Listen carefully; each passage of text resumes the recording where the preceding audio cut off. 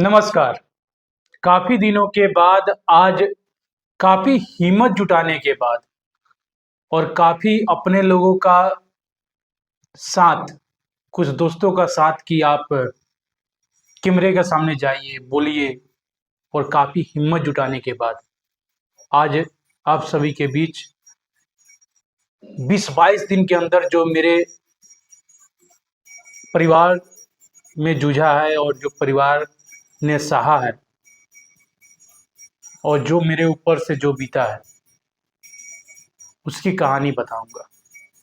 हिम्मत ही नहीं हो रहा था कि अब काम किसके लिए किया जाए, अब काम करने का नहीं होता है कि मन ही नहीं कर रहा था। एक पापा का साया सर से हट गया है और पापा का साया हटना यानी पिता का साया हटना सर से 20/11/2024 वो दिन था रविवार, जब मेरे पापा इस दुनिया में नहीं रहे। समय 8:31 सुबह का। जब ये खबर हॉस्पिटल से मिलता है तो पूरा शरीर काँप जाता है, रोंगटे खड़े हो जाते हैं और कुछ समझ ही नहीं आ रहा था। काफ़ी दिनों से लोगों ने कहा कि करिए, करिए, करिए। सब कुछ समाप्त हो गया है, कुछ नहीं बचा अब। हिम्मत जो होता है, हिम्मत ही खत्म हो चुकी है। एकदम से 9वीं की रात पापा जी की तबीयत खराब होती है, हम लोग लेकर यहाँ से पटना चले जाते हैं। पटना आईजीएमएस हॉस्पिटल में जाते हैं और वहाँ पे जो अभी की हालात है उसके व्याख्या करूँगा तो आप कहिएगा कि इस दुनिया का सबसे घटिया हॉस्पिटल है। मैं 1 घंटा में कुछ भी नहीं हुआ था। फिर मैं वहाँ से भागता हूँ और एक असियाना मोड़ के पास एक हॉस्पिटल है जिसका नाम आद्विक ट्रॉमा हॉस्पिटल, वहाँ एडमिट कराता हूँ। पापा जी बेहोश थे और फिर होश में आते हैं, रिकवर करता है। लेकिन फिर भगवान को मंजूर था वहीं कि एक पिता का साया सर से हटा देना। भगवान से माँगा, भगवान से बहुत कुछ माँगा था कि वापस करा दीजिए। भगवान ने वापस नहीं दिया। आज छठ है और छठ के पहला अर्घ पड़ेगा और अभी भी जो होता है ना अंदर से कोई न्यूज़ करने की हिम्मत ही नहीं हो रही। मेरे अपने लोग ने कहा, दोस्त लोगों ने कहा, फ़ोन करके कहा कि भाई आगे बढ़ो, कुछ आगे करो। लेकिन हिम्मत ही नहीं हो रहा है कि मैं करूँ, किसके लिए करूँ अब? क्या करूँ? जो आवाज़ था वो भी खत्म है क्योंकि उस आवाज़ में बोल भी नहीं पा रहा हूँ। आज 20 तारीख से आज 7 तारीख। बीच में 1-2 दिन कोशिश भी किया, नहीं हुआ मुझसे। फिर मैंने छोड़ दिया। फिर मैंने एक पोस्ट डाल दिया कि मुझसे नहीं हो पा रहा है।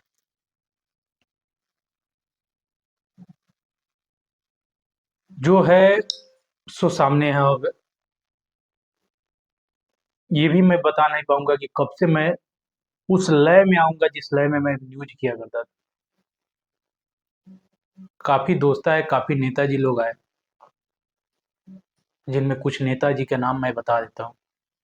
भाजपा के बड़े नेता सचिन प्रसाद सिंह, ऋतुराज पांडे भाजपा के नेता, उसके अलावा राजेंद्र राम आरजेडी के पूर्व विधायक हरसिद्धि के,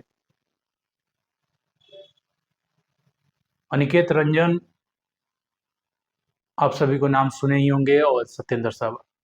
यही लोग आए और मेरे दुख में खड़े हुए और दोस्त कुछ आए और कुछ दोस्त अपने एक्सक्यूज बता दिए।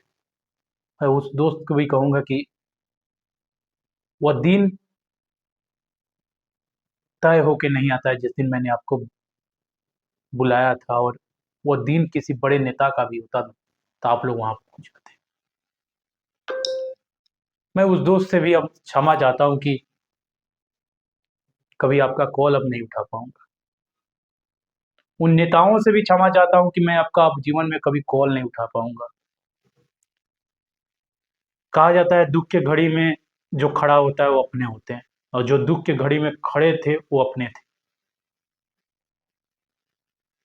और जिनके लिए मैं कुछ किया तो वो सबके लिए था, छोटा हो बड़ा हो, जिनके लिए मैंने सबके लिए किया था।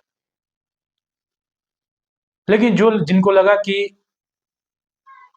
अभिषेक दुबे को जरूरत है और वहां चलना चाहिए, वो लोग वहां पर आए और मेरे दरवाजे पे आए।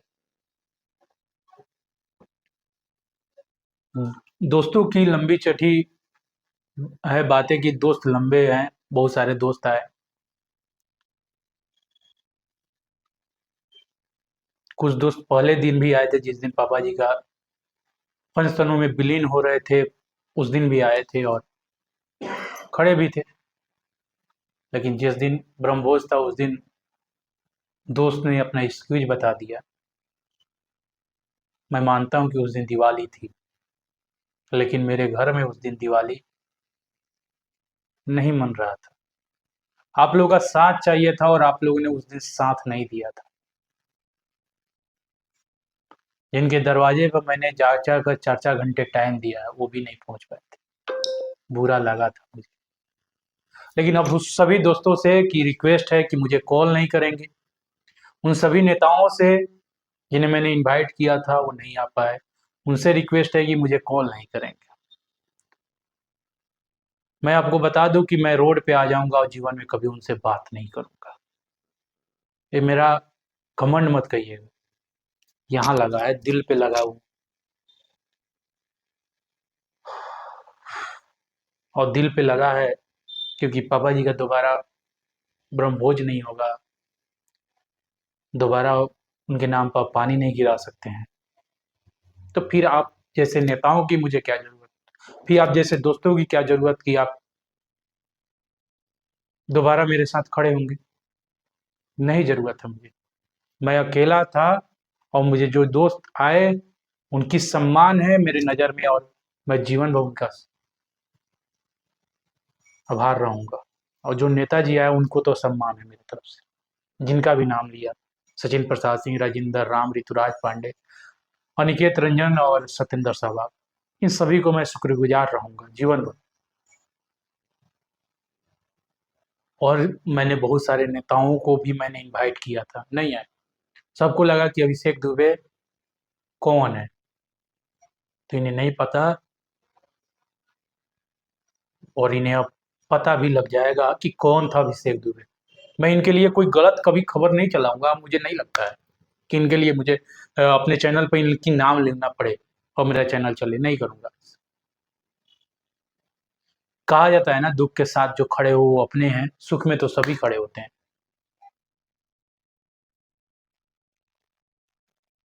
और आज सच बताऊं तो भगवान से भी मन रूठ गया है, नहीं हिम्मत करता है कि भगवान से भी कुछ मांगा जाए और वो पूरा हो जाएगा, नहीं होता है पूरा है। और जिस व्यक्ति ने मांगा था और तो 3 साल के लिए अपने पापा का साया, वो भगवान ने नहीं दे पाए दोबारा।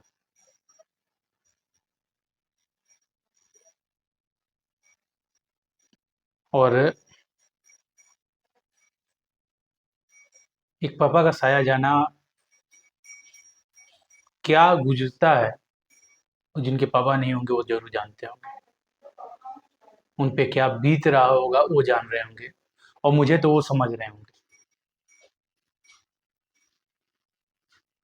मैं बस इतना ही कहूंगा कि जो भी हैं सुखी चैन रहे, मेरे जैसा विपत किसी के साथ ना है। और मैं आप लोगों को एक और चीज़ बता देता हूँ, मुझे कब तक इस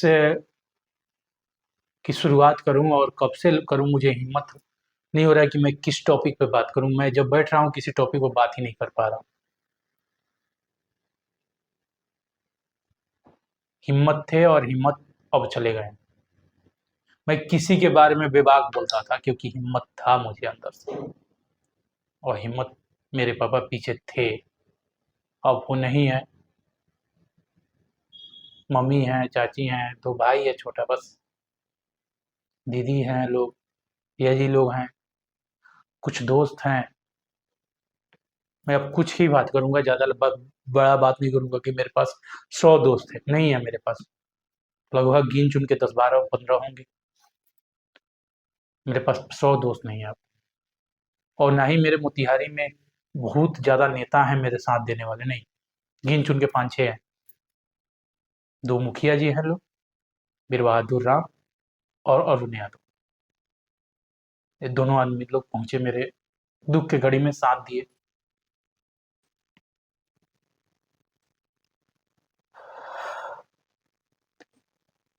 ये हिम्मत कहाँ से आएगी और फिर से उसी अंदाज में कब से आऊंगा, ये मुझे लग ही नहीं रहा है। क्योंकि मुझे लग ही नहीं रहा है कि मैं कर पाऊंगा वो काम जो मैं करता था, और जिस प्रकार से मैं करता था और जिनके साथ बैठता था, सवाल कर पाता था, उन लोगों से कैसे कर पाऊंगा। अब उन लोगों की बात भी नहीं करूंगा जिनको मुझे साथ नहीं दिया।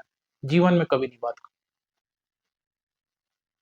मैं आपको पहले ही बता चुका हूं, मेरा ये शौक है न्यूज करना।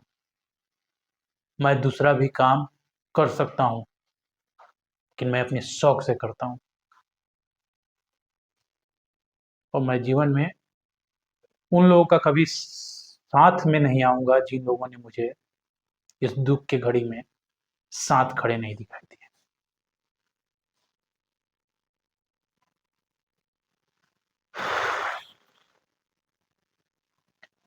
पापा चले जा चुके हैं। भगवान से विनती होगी, अपने चरणों में जगह दें, स्वर्ग में स्थान दें।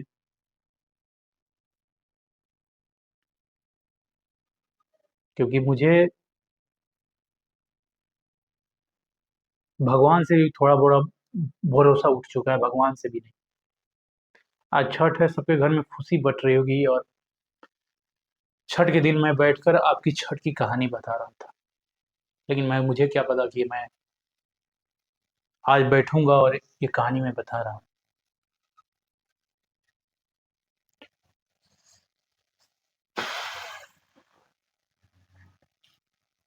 सबके घर में दिवाली मना होगा, मेरे घर में उस दिन पापा जी का श्राद्ध कार्यक्रम था।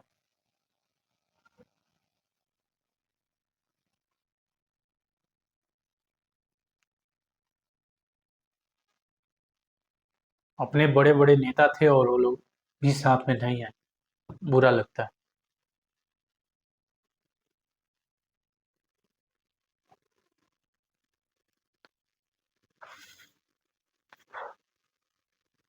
मैं बस इतना ही कहूंगा, जितना मैं बैठ के बोल पा रहा हूँ,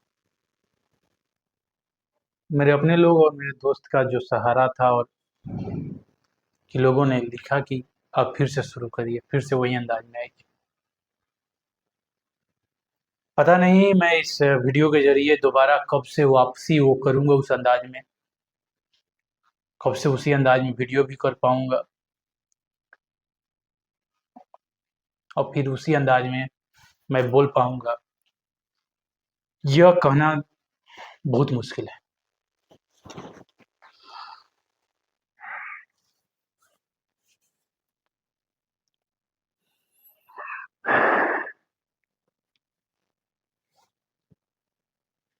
बोलूंगा फिर से, और मुझे नहीं लगता।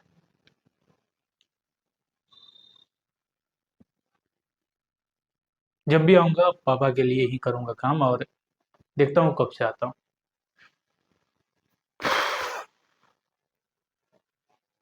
एक पिता का साया छीन जाना, और भगवान को ये मंजूर था। भगवान ने ये मंजूर अपने पास बुला लिया उन्होंने। भगवान की जरूरत थी, ज्यादा उम्र भी नहीं था, 55 57 के थे वो। एक बीमारी थी लीवर की बस। 55 57 के साल की उम्र में कौन जाता।